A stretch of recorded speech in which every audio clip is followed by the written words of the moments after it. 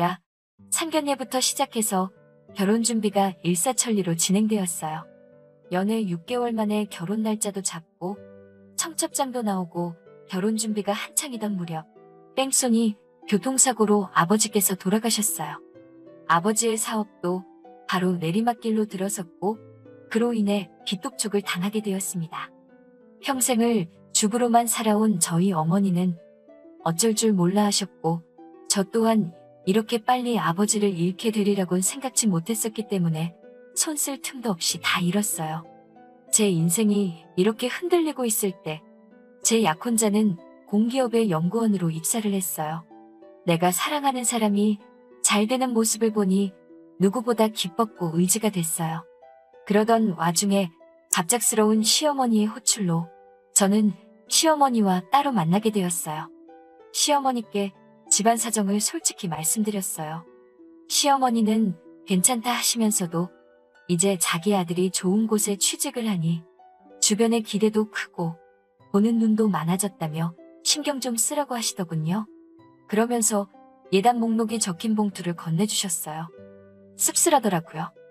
집에 돌아와 친정 엄마와 함께 예단 목록을 확인해보니 고급 외제차에 예단비만 3억을 요구하더라고요. 그러면서 강남 아파트 한 채 값은 어렵더라도 반반은 부담했으면 좋겠다는 당부의 말씀까지. 제 여동생은 이 결혼 깨자는 거 아니냐며 어이없어하고 화를 내더군요. 결혼할 생각이 없는 것 같다면서요. 저는 다음날 약혼자를 만나 시어머니가 주신 예단 목록을 보여주며 이거 자기도 알고 있었냐고 물었어요. 그러자 약혼자는 어머니가 예단으로 이렇게 해오라고 하셨어? 그렇구나. 근데 다들 이 정도는 하지 않아? 라며 갈등 없이 준비했으면 좋겠다고 자리를 피하더군요. 그날 이후로 약혼자와는 연락하기가 점점 어려워졌어요. 항상 제가 회사에 찾아가고 연락하고 그랬죠. 왜 연락하기가 이렇게 힘드냐고 하면 매번 약혼자는 진급한 지 얼마 안 돼서 그런 건데 이해를 왜 못해주냐고 짜증을 내더군요.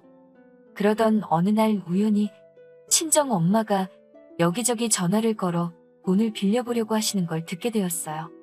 제 예단을 어떻게든 해주고 싶으셨던 거죠. 그렇지만 엄마의 그런 모습을 보니 차마 더 이상 이 결혼을 하겠다고 우길 수가 없었어요. 그래서 시어머니를 만나 이 결혼은 어려울 것 같다고 말씀드렸어요. 그러자 시어머니는 그렇다면 어쩔 수 없지 않니? 그래도 청첩장 돌리기 전에 말해줘서 고맙다며 자리를 일어나시더군요. 조금의 아쉬움도 보이시지 않는 시어머니를 보니 이게 시어머니가 원하시던 거라는 걸 알 수 있었어요. 그날 밤 엄마에게 나 이 결혼 안 한다고 했으니까 돈 안 빌려도 된다고 하자 엄마는 돈은 어떻게든 해볼 테니 걱정 말고 결혼하라고 하시는 거예요. 저는 이제 더 이상 돈이 문제가 아니라고 더 매달리면 우리만 불쌍해진다고 소리치고 말았습니다. 그렇게 며칠을 방에서 혼자 미친 사람처럼 멍했다 울었다를 반복한 것 같아요. 야속하게도 제 약혼자는 미안하다는 카톡 한 번 남기고 더 이상 연락조차 없더군요. 그러다 저는 병원에 결국 실려가고 말았습니다. 이런 모습을 다 지켜본 제 여동생은 분을 삭히지 못하고 제 약혼자에게 전화를 해서 제가 지금 병원에 실려갔다고 이거 전부 다 인터넷에 올려서 얼굴 못 들고 다니게 해줄 거라고 했다더군요. 그래서인지 제 약혼자가 제 병원에 왔어요. 어쩔 수 없이 온 것 같은 그의 모습이 실망스러웠지만 그래도 그를 놓을 수가 없더군요. 그리고 이런저를 다 지켜본 어머니는 그날 이후로 돌아가신 아빠가 남긴 유일한 재산인 집을 팔았습니다. 엄마는 저에게 집 팔아서 네 예단해줄게. 가서 행복하게 살아.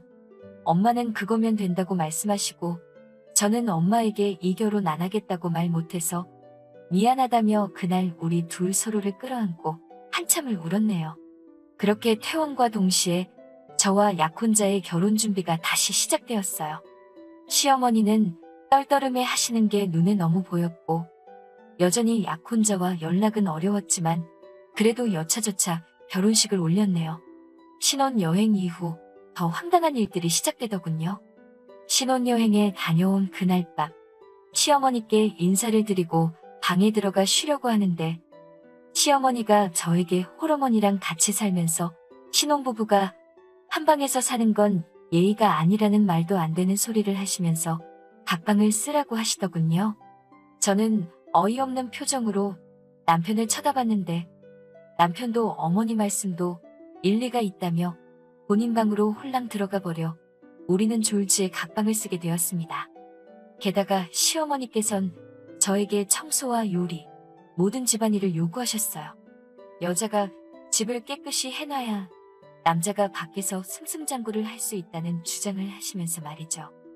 저는 더 이상 이 결혼에 어떤 말도 나오는 걸 원치 않았기 때문에 최대한 어머님이 요구하시는 모든 걸 해내려고 죽기 살기로 노력했어요.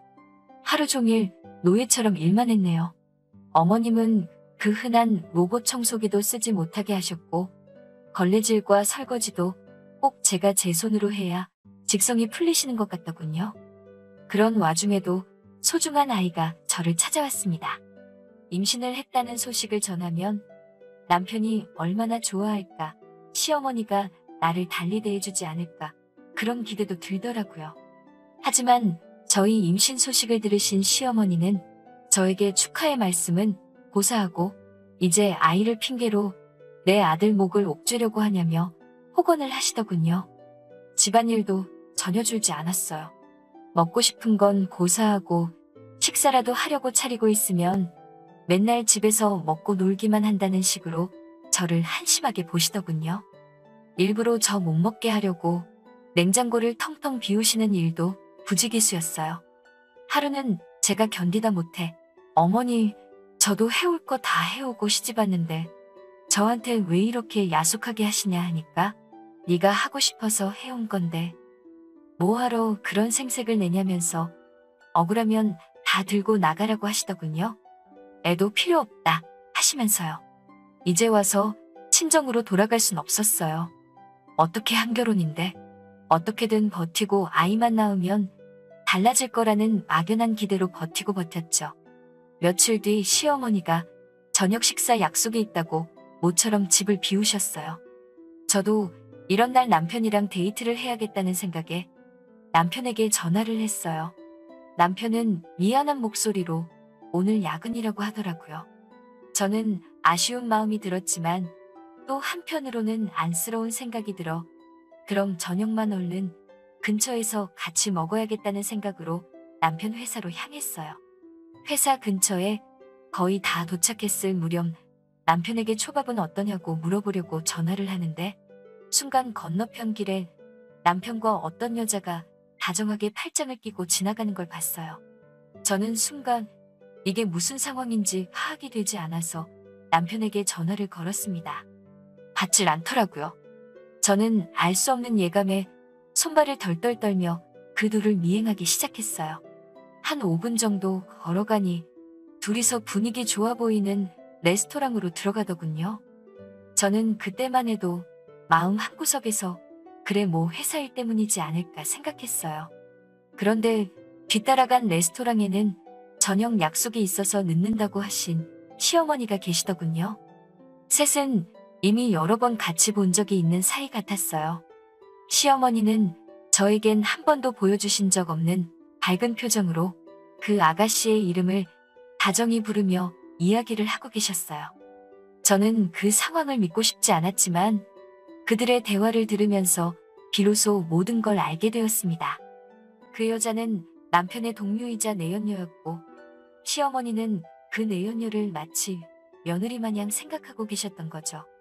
시어머니는 우리 아들이 너를 먼저 만났어야 하는데 찰거머리 같은 저를 만나서 청춘을 낭비하고 있다며 혀를 차시더군요. 저는 그 길로 집에 돌아왔어요. 냉정하게 판단해야 한다는 생각과 동시에 뱃속에 있는 내 아이가 너무 걱정이 되더라고요.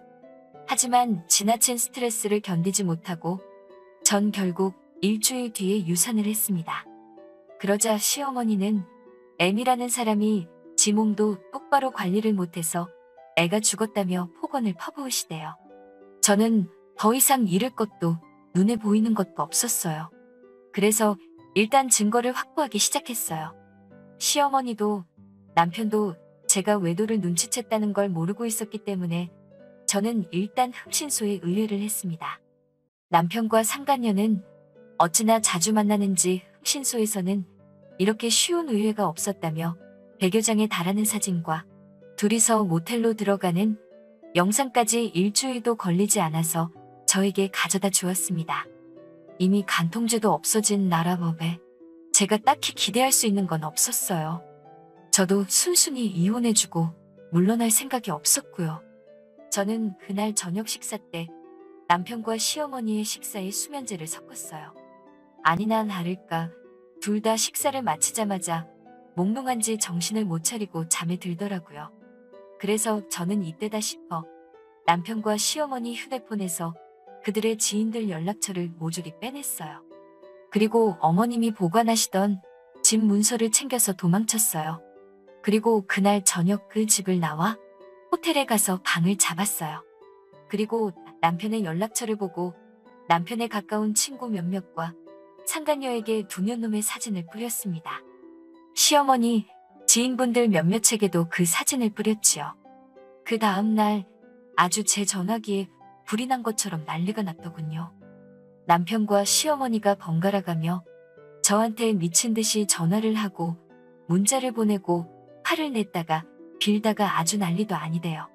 그래서 저는 남편한테 자꾸 이러면 이번에는 당신 직장 동료들한테 뿌릴 거라고 나 건들지 말라고 경고한 뒤 시어머니한테 전화를 했어요. 시어머니께는 집 그거 내 명의로 해달라고, 그렇지 않으면 이 사진들을 당신 아들 회사 홈페이지에 올려서 아들 출세길 다 막을 거라고 소리소리 질렀습니다. 저희 시어머니 아주 아들 출세를 위해서라면 목숨도 내놓으실 양반이거든요. 역시나 약발이 들더라고요. 그 길로 호텔 카페로 오셔서는 벌벌벌 떨며 도장을 찍어주시던걸요. 그렇게 그 강남 아파트는 제 것이 되었습니다. 그렇게 집에 다시 돌아오니 남편이 자기 화를 못 이겨 집에서 씩씩대고 있더군요. 시어머니도 아들이 옆에 있어서 그런가 다시 기세가 등등하고. 근데 저는 더 이상 무서울 게 없었거든요. 그래서 제가 남편한테 나는 이혼할 생각 없다. 그리고 이 집도 당신만 제 정신 차리면 내가 공동명의로 해줄 수 있다고 말했어요. 매사 계산하기를 좋아하는 그 인간은 제 말에 혹해서는 그럼 알겠다. 그 여자랑 헤어질 테니까 자기를 다시 한번 믿어달라고 하더라고요. 남편이 출근하고 나면 이제 전세가 역전이 되었어요. 제가 하던 일들을 다 시어머니께 맡겼죠. 어차피 저랑 남편이 결혼하기 전에는 시어머니가 하시던 일이 큰 일도 아니지 않나요? 저는 임신한 상태에서도 했는걸요? 뭐가 그렇게 억울하신지 결국 하루는 저한테 빽소리를 지르시다가 그대로 쓰러지셨어요. 바로 119를 불러 병원에 모셔갔는데 풍이 와서 반신을 못 쓰게 되신 거죠. 제가 원래 이렇게 지독한 사람이었던 걸까요? 저는 이때다 싶었어요. 기다렸다는 듯 모든 사진을 제가 가진 남편의 모든 연락처에 전부 다 보냈습니다. 그리고 그 상간녀에게도 네가 가장 행복한 날 내가 다 망쳐놓을 거라고 익명의 문자를 보냈습니다. 그리고 마지막으로 시어머니를 아무도 모르게 요양원으로 모시고 집을 팔아버렸어요. 소문에 의하면 지금도 남편이 저를 찾아 헤매고 있는 것 같더라고요. 이렇게까지 했어도 마음 한켠에 남은 응어리가 사라지질 않네요. 저 정말 나쁜 사람인 걸까요? 오늘 사연은 여기서 끝입니다. 긴 이야기 들어주셔서 감사합니다. 좋아요와 구독 눌러주세요. 사연 요청 및 제보 받습니다.